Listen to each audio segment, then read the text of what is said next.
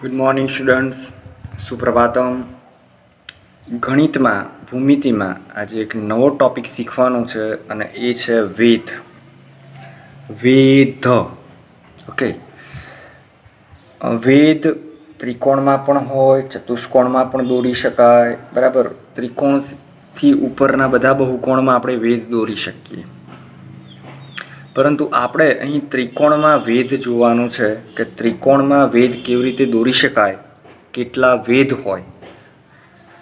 તો સૌથી પહેલાં આપણે ત્રિકોણની થોડીક સમજણ મેળવી લઈએ. અહીં ત્રિકોણ ABC દોરેલો છે. ત્રિકોણ એટલે 3 શિરોબિંદુ હોય. આ 3 જે બિંદુઓ બતાવ્યા છે ને એ શિરોબિંદુ છે. એ 3 શિરોબિંદુથી 3 રેખાખંડ બને છે. જેમ કે આ A અને B થી એ રેખાખંડ AB બને છે. બિંદુ B અને C થી BC રેખાખંડ બને છે. A અને C થી રેખાખંડ AC બને છે. તો 3 રેખાખંડ બને છે. 3 એના આ જે બિંદુઓ છે એ શિરોબિંદુ છે અને 3 આ જે ખૂણા બને એ ત્રિકોણના ખૂણા છે. તો ત્રણેય રેખાખંડો પરસ્પર જોડાયેલા હોય છે, ક્યાંય ખુલ્લો રેખાખંડ હોય નહીં. તો આ રીતે ત્રિકોણ છે. તો અહીંયા જસ્ટ ત્રિકોણ ABC અહીં આપેલ છે અથવા તો બતાવેલો છે. તેને સંકેતમાં ત્રિકોણની જગ્યાએ રીતે નાનકડું ત્રિકોણનું સિમ્બોલ કરવાનું અને ABC વડે દર્શાવાય છે. હવે એવું થાય કે આ ત્રિકોણ ABCનું નામ છે એ 6 રીતે લખી શકાય. તમે ABC પણ લખી શકો, ACB પણ લખી શકો. ધારો કે કોઈને એવું થાય B થી શરૂ કરવું છે તો BCA પણ લખી શકો, BAC પણ. આ રીતે 6 રીતે નામ લખી શકાય.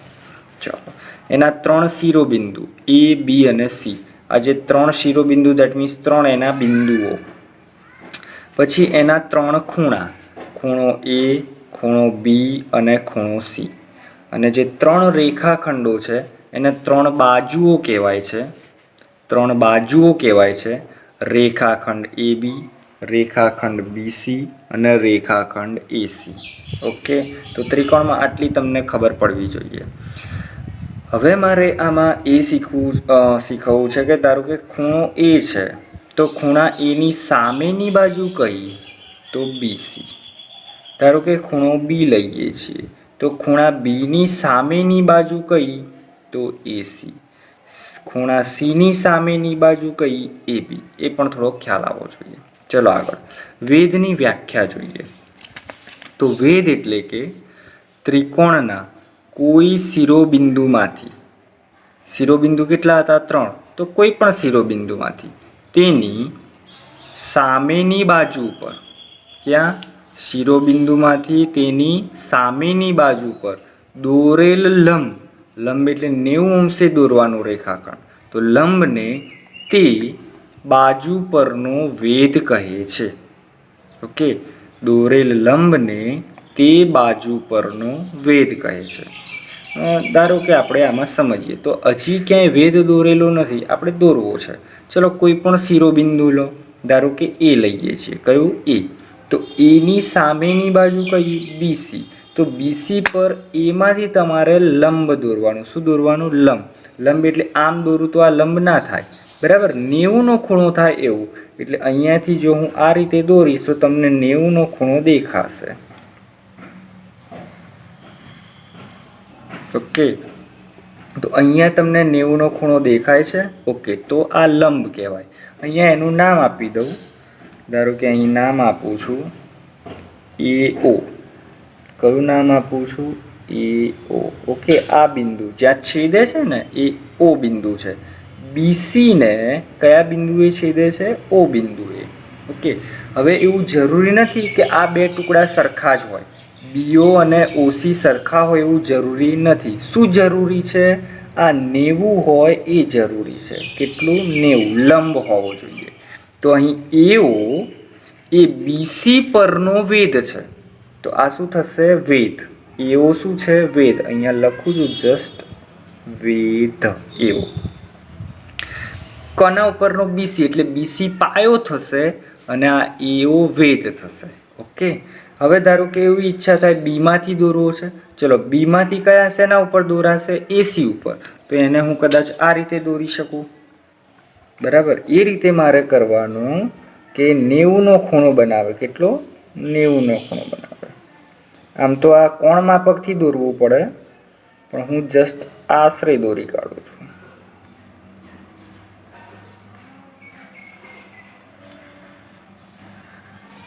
બરાબર. તો અહીં આ કેટલો ખૂણો છે? 90નો. અહીં નામ આપું છું ધારો કે બી અને પી. બરાબર. પી બિંદુ શેના ઉપર આવ્યું છે? રેખાખંડ એસી ઉપર. તો આ વેધ થયું. બીપી એ વેધ છે કોના ઉપરનો? એસી પરનો વેધ. અને ધારો કે સીમાંથી દોરવો હોય તો સીમાંથી જે વેધ થશે એ હંમેશા સી શેમાંથી દોરાશે? એ બી ઉપર. અને એ આ રીતે મળશે આપણને. બરાબર. તો એ છે સી ક્યુ. આ પણ કેટલું હશે? 90 અંશનું. હવે તમને એવું થાય આ 90 હોય તો આ બાજુવાળો 90 જ હોય. હા, એટલે મેં જસ્ટ એક બાજુ બતાવ્યા છે, બંને બાજુ 90 હોય. કારણ કે આ એક રેખાખંડ સમજો, એટલે 180, તો આ 90 હોય તો આ 90 જ હોય. આમ 3 વેધ મળે ત્રિકોણમાં. ત્રણેય વેધ ત્રિકોણની ક્યાં છે? અંદરની બાજુએ છે. બરાબર. સી ક્યુ એ કોના ઉપર છે? એ બી ઉપર. તો ત્રિકોણની બાજુ એ પાયો થશે. શું થશે? પાયો. અને અંદર દોરેલ વેધ, ધારો કે એઓ વેધ કયા પાયા ઉપર? બીસી ઉપર. બીપી વેધ કયા પાયા ઉપર? એસી પર. અને સીક્યુ વેધ કયા ઉપર? એબી ઉપર. ઓકે. તો આ રીતે વેધ દોરાય. શું ધ્યાન રાખવાનું? 90ના ખૂણે થવું જોઈએ. કેટલા? 90 અંશના ખૂણે. અથવા તો આકૃતિમાં જો 90 અંશ બતાવ્યું હોય તો હંમેશા આ કયો થશે? વેધ થશે. ઓકે. તો જસ્ટ આ એની વ્યાખ્યા હતી. શિરોબિંદુમાંથી તેની સામે પર દોરેલ લંબને વેધ કહે છે. કેટલા વેધ મળે આપણને? 3. ત્રિકોણમાં 3 વેધ મળે. ચતુષ્કોણ હોય તો 4 વેધ મળે. હવે આને જસ્ટ થોડુંક આ રીતે લખીએ છીએ. અહીંયા એઓ એ બીસી પરનો વેધ છે. એટલે આ વેધ છે અને આ પાયો છે. બરાબર. એને લખી શકાય આ એઓ લંબ બીસી. એઓ લંબ બીસી એટલે તમને અહીંયા મળ્યું ને આ એઓ કોના ઉપર? બીસી ઉપર લંબ એટલે 90 અંશનો ખૂણો છે. તો એને આ રીતે લખાય એઓ લંબ બીસી. આ વેધ છે અને આ પાયો છે. ઓકે. જે વેધ લો એ જ એના ઉપરનો પાયો લેવાનો. પછી બીજો હોય તો વેધ કયો? બીપી કોના ઉપર? એસી ઉપર. તો બીપી એ એસી પરનો વેધ છે. બરાબર. બીપી લંબ એસી. પછી એ જ રીતે તમને ત્રીજો મળ્યો છે કયો? સી ક્યુ કોના ઉપર? એ બી ઉપર. તો એને લખી શકાય સી ક્યુ એ બી પરનો વેધ છે. સી ક્યુ લંબ એ બી. તો આમ તમને 3 વેધ ત્રિકોણની ક્યાં મળ્યા? અંદર. લઘુકોણ ત્રિકોણમાં 3 વેધ ત્રિકોણની અંદર હોય છે. પછી થશે આ લઘુકોણ ત્રિકોણ એટલે શું? તો આ જે ત્રિકોણ એબીસી હતો, 1 મિનિટ, એબીસી હતો એ લઘુકોણ ત્રિકોણ હતો. કારણ કે 3 ખૂણા એના 90 કરતાં ઓછા હતા. 90 કરતાં ઓછા હોય એટલે લઘુકોણ. 3 ખૂણા જો 90 કરતાં ઓછા હોય તો આ ત્રિકોણ લઘુકોણ. અને 3 વેધ ક્યાં હોય? ત્રિકોણની અંદર. હવે બીજું એક શીખવાનું છે ત્રિકોણનું ક્ષેત્રફળ. ત્રિકોણનું ક્ષેત્રફળના ઘણા બધા સૂત્રો છે. એમાંનું એક સૂત્ર એવું છે કે ત્રિકોણ એબીસીનું ક્ષેત્રફળ એટલે કોઈ પણ ત્રિકોણનું ક્ષેત્રફળ 1/2 પાયો ગુણ્યા વેધ. 1/2 પાયો ગુણ્યા વેધ એટલે કોઈ પણ પાયો લો અને એના ઉપરનો વેધ લો. ઓકે. જેમ કે આ તમે લીધો તો અહીંયા તો આ વેધ હતો અને આ પાયો લો તો આ બેનો ગુણાકાર કરવાનો અને 1/2 કરવાના. આ વેધ છે એના ઉપરનો પાયો આ લો, આ વેધ છે એના ઉપરનો પાયો આ લો. તો એવા સૂત્રો અહીંયા મળશે. 1/2 બીસી એ પાયો હતો અને બીસી ઉપર વેધ કયો હતો? એઓ. પછી એસી ઉપર વેધ કયો હતો? બીપી. અને એબી ઉપર વેધ કયો હતો? સીક્યુ. તમે આને ઉલટ સુલટ લખી શકો. પાયો ગુણ્યા વેધ લખો કે વેધ ગુણ્યા પાયો લખો. ઓકે. તો આ જસ્ટ સૂત્રનો પણ ઉપયોગ થશે ઘણી જગ્યાએ. ઓકે. તો જસ્ટ તમને આ ખબર પડવી જોઈએ. ફરીથી આ જો પાયો લો બીસી તો વેધ કયો થશે? એઓ. એસી પાયો લેશો તો વેધ કયો થશે? બીપી. અને એ બી પાયો લેશો તો વેધ કયો થશે CQ. હજી થોડુંક વધારે જાણવું હોય તો આ ત્રણેય વેધ જ્યાં છેદે છે, બરાબર, ત્રણેય વેધ જ્યાં છેદે છે એનું નામ ધારો કે આઈ આપું છું. શું આપું છું? આઈ. તો એ આઈને કહેવાય છે અંતઃકેન્દ્ર. અહીંયા કૌંસમાં લખું છું આઈ એ શું છે? અંતઃકેન્દ્ર. ઓકે, એ જસ્ટ જાણકારી માટે, ક્યાંક આવશે તો હું વાત કરીશ. ચલો, તો આ વેધ થયો લઘુકોણ ત્રિકોણમાં. હજી થોડું કામ બાકી છે. હવે બીજો એક વેધ શીખવાનો છે કાટકોણ ત્રિકોણમાં. 1 મિનિટ. શેમાં છે? કાટકોણ ત્રિકોણમાં વેધ. ચલો, કાટકોણ ત્રિકોણ એટલે ત્રિકોણનો કોઈ એક ખૂણો 90 અંશ હોય. ચલો, તમને આ ત્રિકોણ કયો દેખાય છે? ABC. હવે ABCમાં તમને કયો ખૂણો 90 દેખાય છે? તો ભાઈ બી ખૂણો 90 અંશ દેખાય છે. તો માટે આ કયો ત્રિકોણ? કાટકોણ ત્રિકોણ. વેધની વ્યાખ્યા એ કોઈ પણ શિરોબિંદુ લો, એની સામેની બાજુ પર વેધ દોરીએ. તો ધારો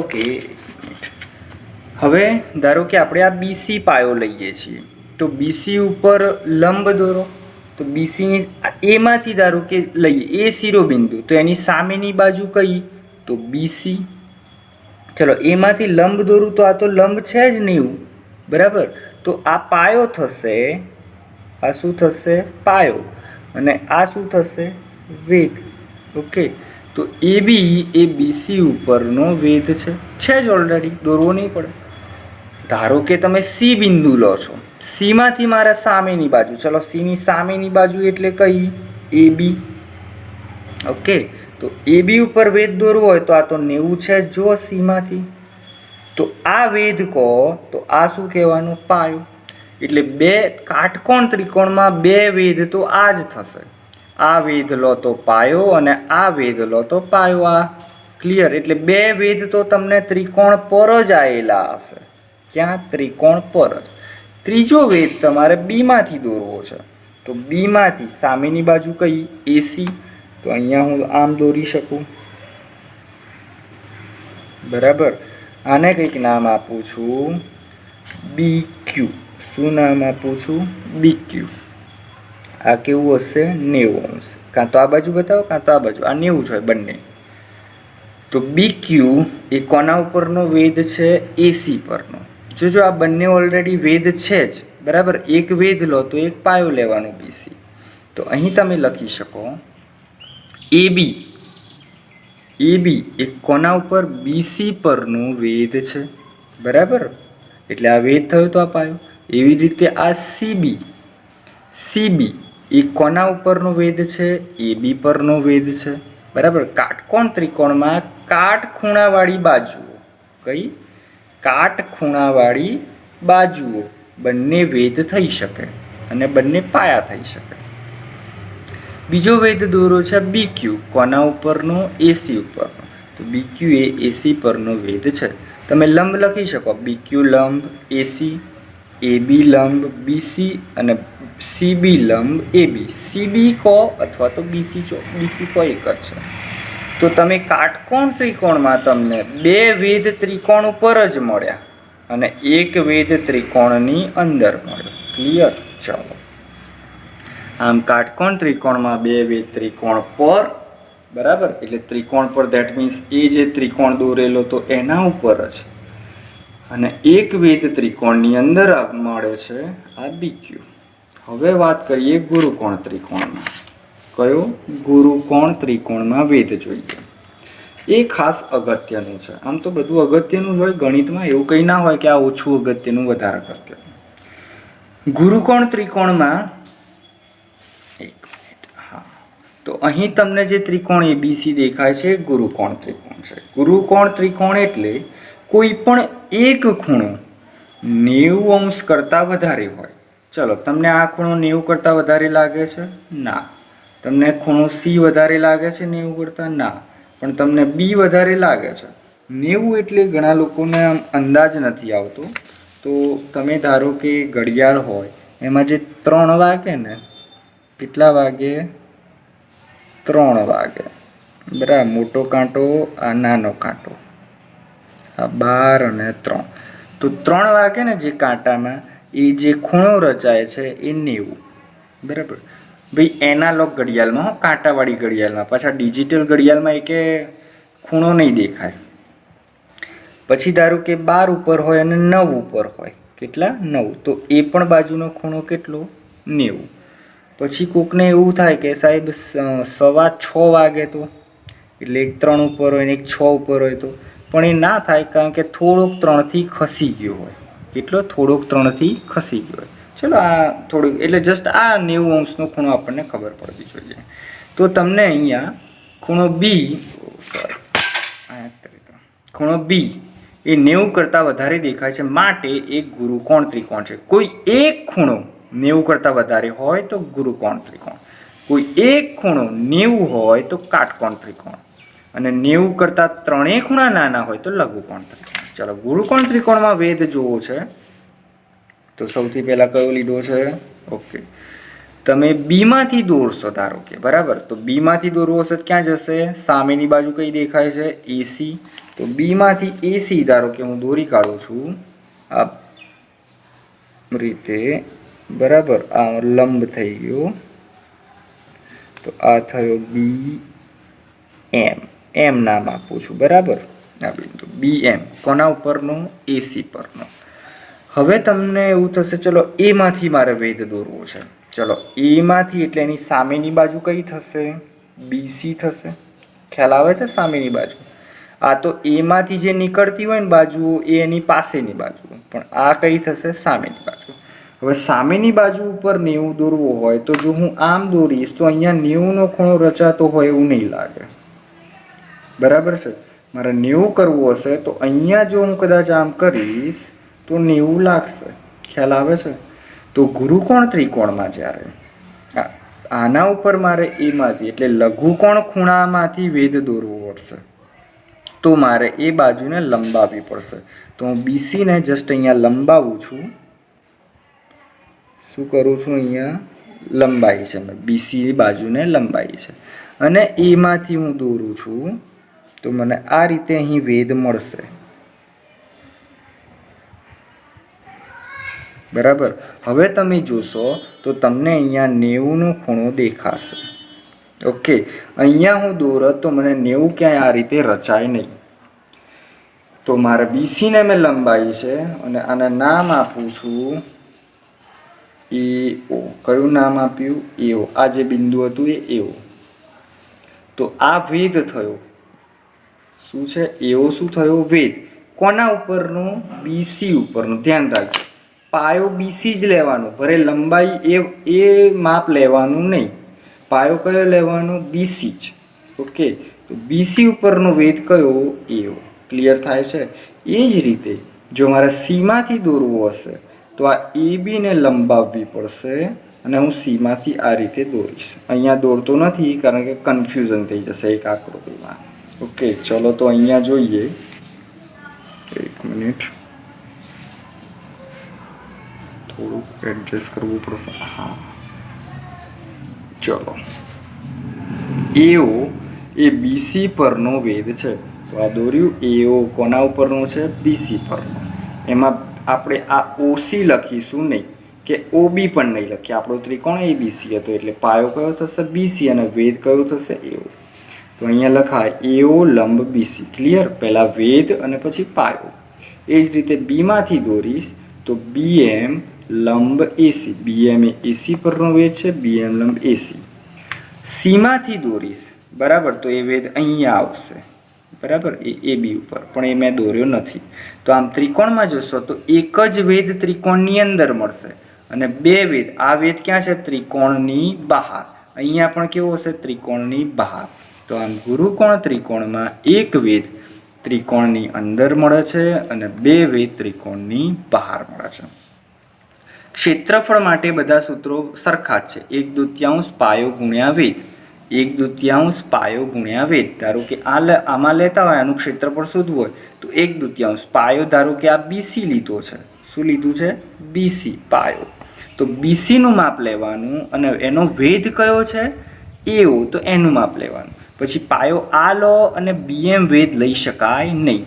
જે પાયો લો એના ઉપરનો જ વેધ લેવાનો, અથવા તો જે વેધ લો એ કયા પાયા ઉપર છે એ જ લેવાનું. ઓકે, ચલો, આઈ થિંક તે તમને કદાચ ખબર પડી હશે. અને ના ખબર પડી હોય તો જ્યારે દાખલા આવશે ત્યારે એ કંઈક આપણે એમાંથી ફરીથી શીખીશું. Okay, thank you very much.